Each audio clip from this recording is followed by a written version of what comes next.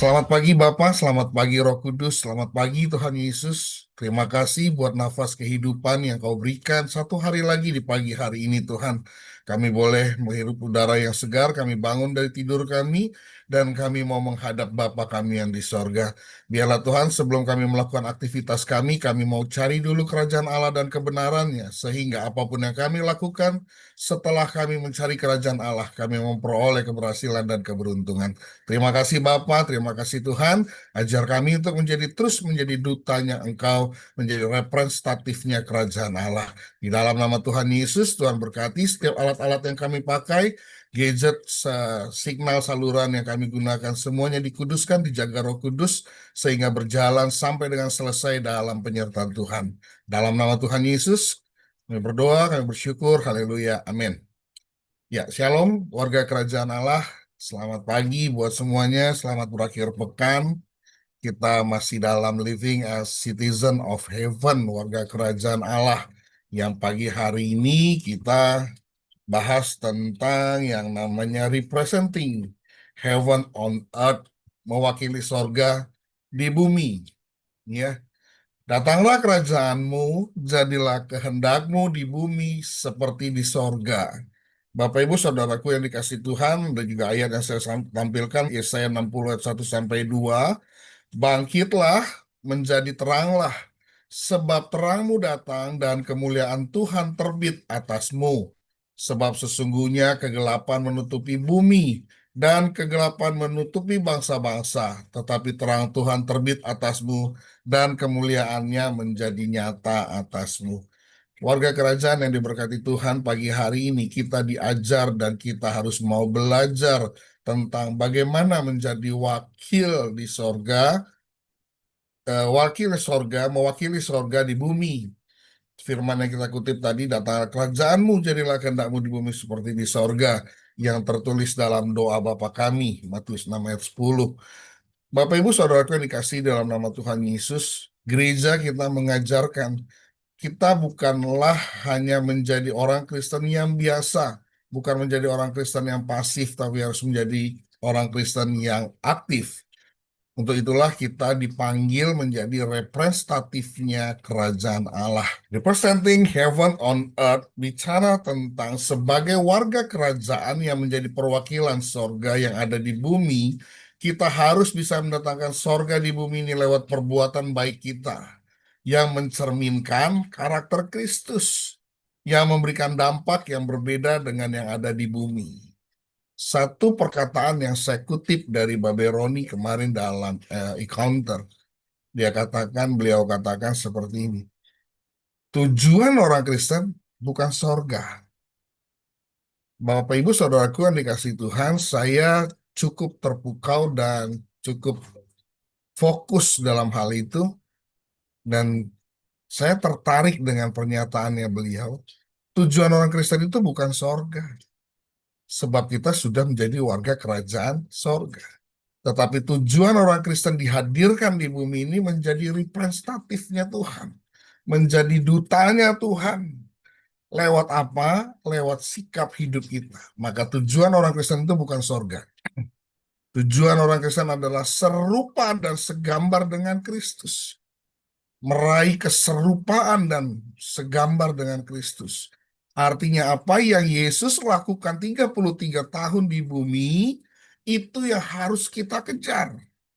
Kita menjadi representatifnya kerajaan Allah.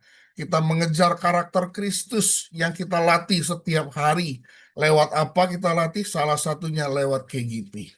Salah satunya adalah komitmen untuk kita terhisap dan kita terlibat di dalam KGP. Dan nanti masing-masing KGP ini bisa berkembang di daerahnya masing-masing. Tidak lagi terfokus hanya di Jakarta, tetapi nanti masing-masing satelit, masing-masing daerah bisa membuka KGP-nya sendiri. Dan ini yang terus dimultiplikasikan. Supaya apa? Supaya orang-orang yang belum menerima Kristus dan orang Kristen yang belum mengerti esensi tentang kerajaan Allah, mereka mengerti. Agar mereka tidak menjadi orang Kristen yang statis. Agar mereka tidak menjadi orang Kristen yang hanya status. Melainkan mereka menjadi orang Kristen yang benar-benar mengerti Tujuan mereka dihadirkan di bumi, tujuan kita dihadirkan di bumi untuk kita menyelamatkan jiwa-jiwa. Maka itu datanglah kerajaanmu, jadilah kehendakmu di bumi seperti di sorga. Kita dipersiapkan, kita sudah menjadi warga kerajaan Allah yang nanti akan memimpin bersama-sama dengan Allah. Maka itu hari ini kita terus belajar mempersiapkan hidup kita, bukan menjadi orang Kristen yang biasa. Kita harus menjadi orang Kristen yang luar biasa. Seperti banyak kali setiap orang Kristen kalau ketemu, anak-anak Tuhan kalau ketemu apa kabar? Luar biasa. Nah, menjadi pertanyaannya, luar biasanya apa? Apakah karakternya yang menjadi luar biasa? Atau masalah dan pergumulannya yang begitu luar biasa? Nah, hari ini kita belajar dan lewat kemarin di konter saya sangat diberkati di mana, di mana beliau mengajarkan kita menjadi warga kerajaan Allah, living as citizen on heaven. Salah satu perbuatan baik kita, salah satu karakter Allah itu adalah menjadi garam dan terang dunia. Kita dihadirkan di bumi ini untuk menjadi garam dan terang dunia. Artinya kita harus berdampak. Hidup kita bukan menyusahkan orang lain, tetapi hidup kita harus menolong orang lain. Banyak kali orang Kristen yang hidupnya tidak melakukan apa yang Tuhan inginkan. Dia hidupnya hanya mementingkan dirinya sendiri. Dia hidupnya hanya mementingkan dagingnya sendiri. Tapi hari ini kita diajar lewat gereja kita. Hidup kita tidak lagi terfokus pada diri kita sendiri. Tapi hidup kita harus berdampak bagi banyak orang. Hidup kita harus menjadi pengaruh buat orang lain. Pengaruh yang positif. Bukan pengaruh yang negatif. Maka itu pagi hari ini kita dipersiapkan menjadi representatifnya Tuhan. Kita menjadi garam. Garam berarti memberi pengaruh positif. Garam itu mengawetkan. Garam itu menjadikan satu kebaikan dalam masakan, dalam rasa, atau makna pada kehidupan yang tawar. Begitu juga terang dunia. Terang itu berarti menjadi sumber cahaya. Suatu kegelapan, jika ada satu cahaya atau satu penerangan, itu akan bisa menerangi lingkungan yang ada di sekitarnya. Itulah tugas kita. Kita menjadi garam dan terang. Terang berarti sumber, menjadi sumber cahaya yang menunjukkan perbuatan baik. Terang itu juga dapat memimpin orang lain kepada kebenaran sehingga memuliakan nama Tuhan. Contohnya seperti orang jalan dalam kegelapan, jika dia membawa obor atau membawa lampu lentera penerangan, maka dia akan bisa dituntun. Nah, sekarang sudah era modern dengan lampu-lampu LED yang ada di mobil-mobil. Bayangkan kalau kita jalan dalam kegelapan tanpa lampu, mungkin mobil bisa bertabrakan satu sama yang lainnya. Tapi karena masing-masing vehicle, masing-masing kendaraan itu memiliki lampu sendiri-sendiri, maka dia dapat menerangi jalan yang dia lalui sehingga dia tetap terfokus pada jalannya dan dia mencapai tujuan dalam perjalanannya. Itu fungsi terang. Hari ini kita dipersiapkan, kita diajar, dibentuk lewat gereja kita untuk menjadi garam dan terang dunia. Sebagai perwakilan sorga di bumi, kita harus bisa menjadi garam dan terang dunia yang artinya kita harus mau rela berkorban demi kepentingan orang lain. Bapak, Ibu, Saudaraku yang dikasih oleh Tuhan Yesus Kristus, orang Kristen itu harus berani rela berkorban. Harus berani menghancurkan dirinya, dagingnya, seperti Yesus menghancurkan tubuhnya, meneteskan darahnya untuk kepentingan saya dan kita semua. Kita dibayar lunas dari dosa-dosa kita, dibebaskan dari hukum kutuk. Dia berkorban. Garam yang halus yang kita konsumsi setiap hari itu asal mulanya adalah dari sebuah bongkahan kristal garam yang diproses dalam satu industri, yang dilakukan dalam prosesnya itu yang namanya crushing. Dan pada saat dia dihancurkan dari ukuran demi ukuran sampai dan ke ukuran yang paling kecil mikromilimeter, itu yang kita konsumsi menjadi garam dapur, yang menjadi garam masakan. Garam banyak ukuran, Garam banyak jenisnya. Ada garam untuk industri, ada garam untuk farmasi, ada garam untuk konsumsi. Nah, garam itu berfungsi masing-masing dan tugas dari garam itu adalah untuk menjadi satu zat yang mempengaruhi zat yang lain, zat yang mempengaruhi, yang mendukung zat yang lain. Maka itu hari ini tubuh kita, hidup kita harus menjadi garam. Kita harus bisa menjadi partikel zat yang bisa mempengaruhi zat yang lain, bukan kita yang terpengaruh. Seringkali saya melihat kebalik, orang Kristen yang hari-hari ini banyak terpengaruh, bukan mempengaruhi. Ayo, hari ini kita belajar, diajar oleh gereja, dituntun oleh apa, pengajaran gereja, kita harus menjadi pengaruh buat orang lain. Mempengaruhi dalam hal yang positif, bukan mempengaruhi dalam hal yang negatif. Hari ini kita belajar untuk menjadi pengaruh buat orang lain. Kita mengajak orang lain untuk mereka mengenal Kingdom of Church. Supaya mereka menjadi representatif of Kingdom Church. Yuk hari ini, lewat hidup kita, mau nggak kita di-crushing? Mau nggak kita dihancurkan? Proses crushing itu sangat menyakitkan Bapak Ibu. Dari bongkahan besar dia harus digiling sampai berbentuk ukuran yang paling halus mikromilimeter. Sehingga kita bisa memakannya, mengkonsumsinya. Demikian juga menjadi terang dunia. Yang saya ambil satu contoh menjadi lilin. Lilin itu dia rela hancur, meleleh bersama dengan sumbunya. Tidak ada yang tersisa hanya untuk menerangi lingkungan yang dia harus terangi. Lilin itu tidak mungkin zat lilinnya saja yang meleleh, tetapi saya lupa bahan bakunya lilin. Dari kemarin saya coba cari, kalau tidak salah itu, saya lupa lah ya. Yang pasti begitulah kira-kira ya. Bahan dasar dari lilin itu dia akan meleleh. Begitu juga dengan sumbunya. Tidak mungkin lilinnya saja yang meleleh lalu sumbunya tetap ada. Tetap mantang lurus begitu nggak mungkin. Dia akan habis bersama-sama dengan bahan lilin tersebut meleleh hanya untuk membakar sumbu sehingga menghasilkan satu cahaya terang yang dibutuhkan lingkungan di mana lilin itu dinyalakan. Demikianlah juga hidup kita.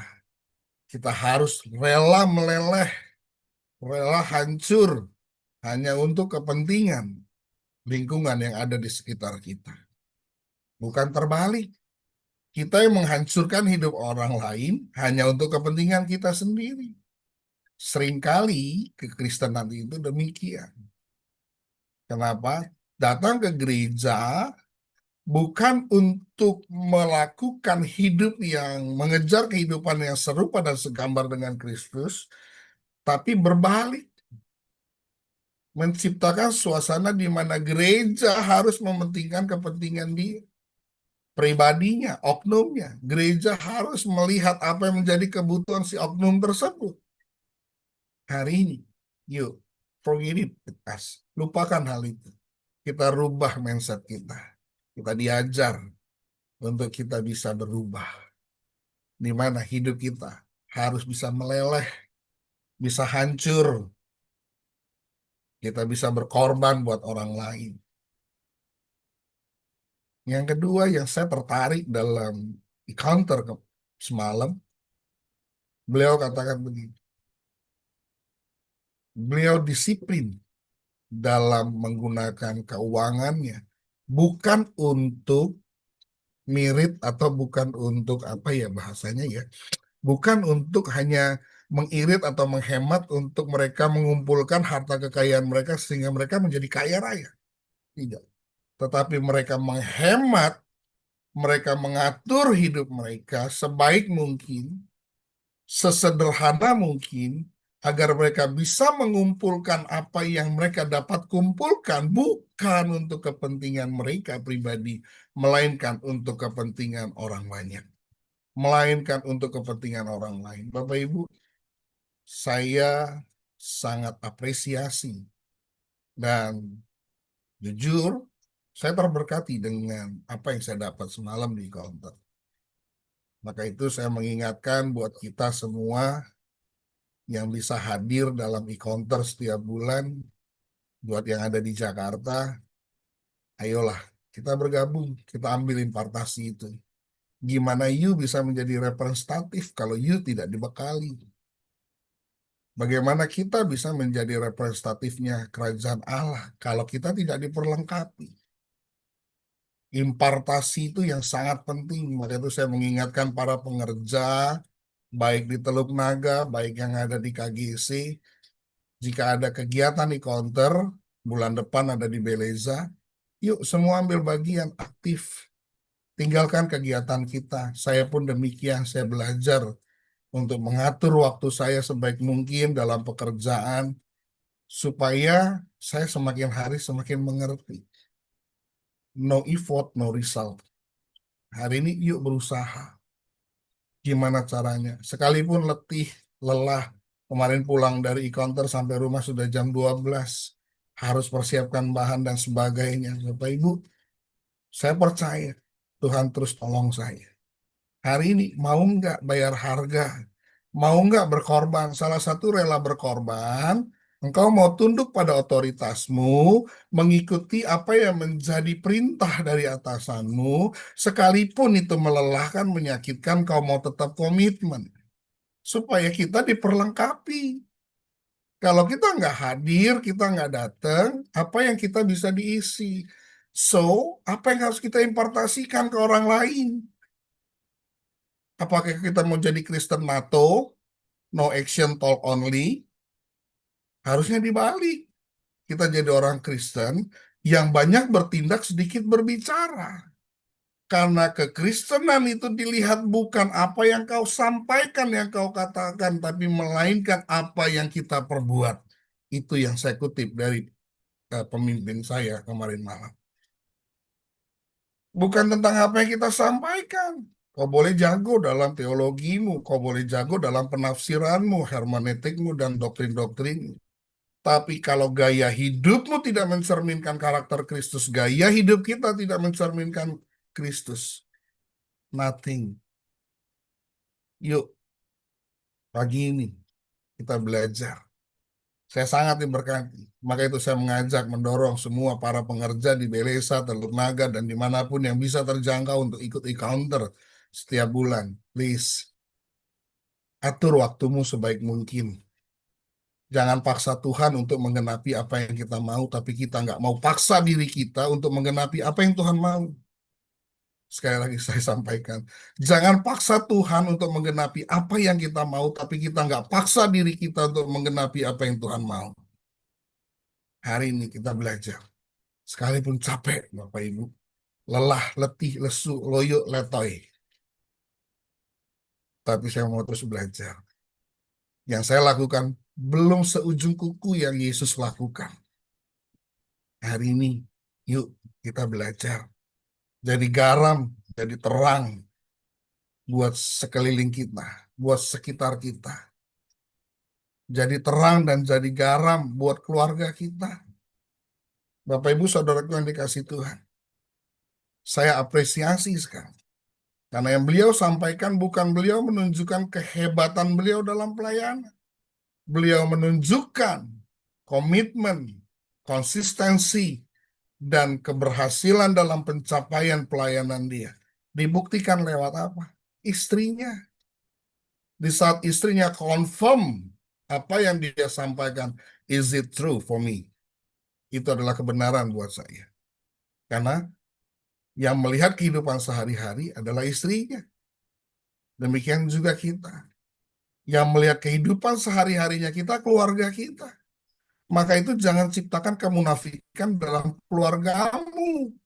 Hari ini buat the real action dalam keluarga kita lewat apa? Benahi keluarga kita. Menjadi garam dan terang dunia. Sehingga kemana kita melangkah nggak menjadi batu sandungan. Hari ini saya terus berjuang buat istri saya. Saya terus berjuang buat anak-anak saya. Demikian juga mereka berjuang untuk terus mengingatkan saya. Yuk, kita mulai dari keluarga kita. Kita menjadi garam dan terang dunia. Menjadi garam buat istrimu, menjadi garam buat suamimu, menjadi terang buat anak-anakmu. supaya anak-anak kita jalan dalam jalan kebenaran, jalan yang terang, bukan jalan yang gelap. Bapak Ibu Saudaraku yang saya kasihi dalam nama Tuhan Yesus, saya terus mengajar anak-anak saya. Bahkan terus saya kemarin di counter, saya sempat ngomel di grup keluarga karena Rahel bilang papa kayaknya nggak keburu untuk e-counter. Saya katakan gini, masih banyak angkutan yang bisa lebih cepat Rahel, kamu harus hadir. Dan saya mengajar bagaimana saya harus juga mendisiplinkan keluarga saya supaya pada saat pelayanan tidak menjadi batu sandungan. Kami terus belajar. Yuk bayar harga, yuk berkorban. Walaupun capek, ayo kita berkorban. Kita perlengkapi diri kita isi diri kita. Supaya kita bisa jadi representatifnya Tuhan. Supaya kita bisa jadi dutanya Tuhan. Hari ini Bapak Ibu Saudaraku yang dikasihi Tuhan. Menghadirkan sebagai wakil sorga di bumi ini. Kita harus bisa mendatangkan sorga di mana kita ada. Kita harus bisa menjadi peacemaker, bukan troublemaker. Di mana kita ada, kita harus bisa jadi pembawa damai, bukan menjadi troublemaker, menjadi suatu pembuat kerusuhan di mana kita ada. Tapi hari ini mau nggak di suatu kerusuhan, di saat kita hadir, kita bisa jadi suatu pendamai. Bukan kita hadir, malah kita jadi merusuh di satu keadaan atau di satu komunitas. Atau saya sebutkan di satu gereja. Hari ini, mau nggak kita menanggalkan diri kita, egois kita, kedagingan kita, hanya untuk kepentingan orang lain yang tujuannya adalah kekalahan dan memuliakan nama Tuhan. Dan hari ini, saya terus belajar. Apa yang disampaikan hamba Tuhan Pastor Roni Daud Simeon kemarin malam di counter, Babe Roni, benar-benar sangat menegur saya. Yuk, hari ini kita harus jadi peacemaker. Kita tidak lagi mementingkan diri kita. Sekalipun mungkin kita dicubit, kita dihina, kita disakiti, kita nggak mikirin lagi. Oh, saya sakit hati. Oh, saya terzolimi. Wah, saya dibully. Saya dikucilkan. Saya nggak dianggap. Sudah tidak seperti itu lagi. Tapi berubah paradigmanya. Berubah cara berpikirnya. Saya harus berdampak bagi orang lain. Bagaimana supaya bisa berdampak? Isi dengan sesuatu yang benar. Makanya kalau ada kegiatan-kegiatan gereja yang mendukung, memfasilitasi, mengequip kita, hadir Pak, Bu. Sudah disiapkan gratis, gak mau hadir. Yuk, bagaimana bisa jadi representatif? Kalau materinya aja nggak ketemu, bahan dasarnya aja nggak ketemu, formulariumnya nggak ada. Kau mau jadi apa? Kita mau jadi apa? Hari ini perlengkapi diri kita. Yuk, buat pengerja-pengerja di Teluk Naga, sekalipun jauh, ambil komitmenmu, berani bayar harga. Jangan tuntut gereja untuk memberkati kita, tetapi kita harus memberkati gereja. Karena itu tugas kita sebagai warga kerajaan Allah. Kalau kita tidak menggenapi itu, jangan sampai kalau dalam satu kenegaraan, jangan sampai kau dideportasi dari Kingdom of Church. Hari ini pertahankan predikatmu di hadapan pemimpin kerajaan dunia, yaitu Yesus Kristus, supaya engkau menjadi citizen yang baik, menjadi warga yang baik, sehingga engkau tidak dideportasi. Yuk, saya mengingatkan buat semua pekerja saya di Teluk Naga dan juga di Benesa, ambil waktu kita, isi hidup kita, gunakan hidup kita untuk diperlengkapi, sehingga kita bisa menjangkau jiwa, menjalankan amanat agung Kristus, menjadi saksinya Kristus. Nggak usah pikirin tentang diri kita. Tuhan sudah menciptakan kita sempurna adanya. Yang ketiga yang saya kutip dari Baberoni kemarin malam. Nggak usah mikirin daging. Nggak usah mikirin kehidupan kita mau bagaimana. Tuhan sudah siapkan. Tuhan sudah sediakan. Yuk hari ini diambil satu ilustrasi begini. Yesus tidak jatuh dalam dosa. Nah, Karena kenapa karya kayu salib itu terjadi karena Yesus, bukan karena diciptakan sebelumnya dan memang sudah harus terjadi. Berarti kalau begitu, Yesus tahu dong, Allah tahu kalau Adam itu pasti akan berdosa. No, tidak seperti hari ini kita kejar. Yuk, jangan lelah bekerja di ladangnya Tuhan, supaya kita nanti bersorak-sorai di kerajaan Allah. Duduk bersama-sama dengan Allah Bapa, memerintah dan turun ke bumi menjemput orang-orang yang percaya. Is it my goal? Itu sekarang menjadi tujuan saya. Yuk, hari ini saya bagikan impartasi itu. Kita lakukan, kita kerjakan sama-sama. Gereja kita bukan untuk kepentingan kita. Gereja kita untuk kepentingan Tuhan.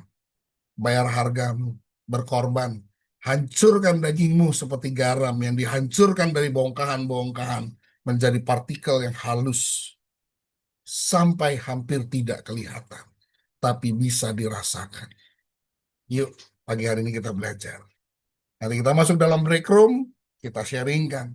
Sudahkah sebagai warga kerajaan kita mendatangkan sorga di bumi lewat sikap hidup kita yang pertama, bertanggung jawab untuk memberikan dampak yang positif di bumi. Artinya hidup kita harus membawa damai dan sukacita bagi orang lain.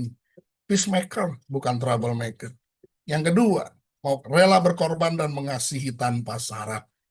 Kita dipanggil untuk hidup saling berbagi dengan orang lain dan tidak lagi berfokus pada diri sendiri, melainkan pada kebutuhan orang miskin. Kemarin Pak Beroni sampaikan, siapa itu orang miskin? Yaitu orang miskin. Nggak ada lagi. Orang termiskin di dunia, ya orang miskin. Bukan Maggie Z. Ya. Kalau Maggie Z mengaku aja sebagai orang miskin di dunia, jangankan gedung, gubuk pun aku nggak punya gitu ya. Tapi orang miskin adalah orang yang harus diperhatikan. Yuk, kita jangan mau jadi orang miskin. Saya nggak mau jadi orang miskin. Saya mau jadi orang kaya yang bisa memberkati orang miskin. Jadi kalau ada orang Kristen yang masih mau menerima berkat dari gereja, artinya kau miskin. Ya, hari ini kau harus jadi berkat bagi gerejamu, bagi lingkungan di mana tempat kau ada. Karena orang kaya, orang yang memberkati, orang yang menerima, orang yang nggak ada berkat. Saya nggak mau. Hari ini, apa yang ada pada saya belajar untuk mau rela berkorban.